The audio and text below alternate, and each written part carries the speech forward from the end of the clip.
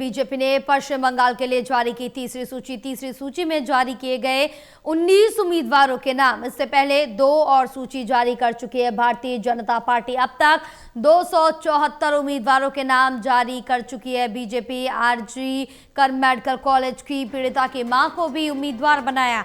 रत्ना देवनाथ को पानीहटी सीट से बनाया बीजेपी ने उम्मीदवार। बड़ी जानकारी आप तक पहुंचा रहे हैं, जहां तीसरी सूची भी जारी की गई है। इससे पहले 2 सूचियां बीजेपी जारी कर चुकी है। बीजेपी ने पश्चिम बंगाल के लिए तीसरी सूची जारी की है।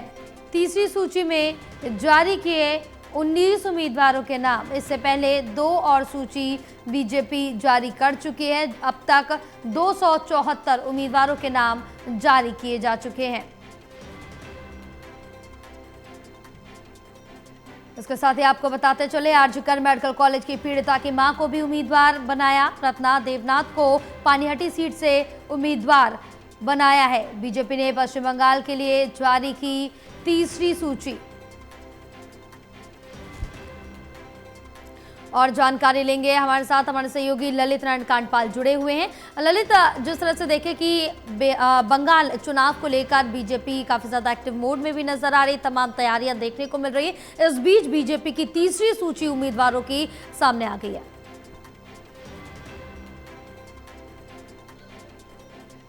कर रही है। पहली सूची में 140 नाम आए, दूसरी सूची में 111 नाम आए और अब तीसरी सूची आई है, उसमें 19 नाम सामने आए हैं।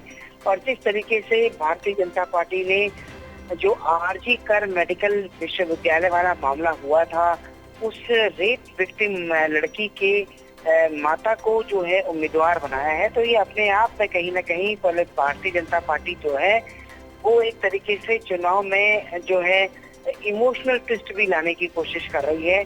और जो लोग जो एक तरीके से सरकार के तंत्र से पीड़ित रहे, क्योंकि आरजी कर मेडिकल यूनिवर्सिटी मामले में हमने देखा था कि सरकार की किस तरीके से लापरवाही निकलकर सामने आई थी, उस पूरे मामले में हमने ये देखा था। उसके बाद अब बीजेपी ने उनको उम्मीदवार बनाया है।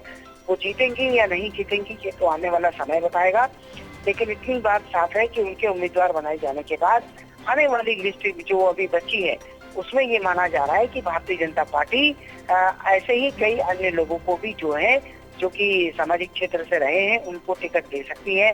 और भारतीय जनता पार्टी के लगभग दूसरे चरण का मतदान होना है, उसके भी कई उम्मीदवारों के नाम सामने आ चुके हैं। तो अब देखना ये होगा कुल मिलाकर के कि कब तक आखिरी सूची सामने आती है और उसके बाद 4 मई को जो है क्या नतीजे निकलकर सामने आते हैं। बिल्कुल ललित, तमाम जानकारी साझा करने के लिए बहुत शुक्रिया आपका।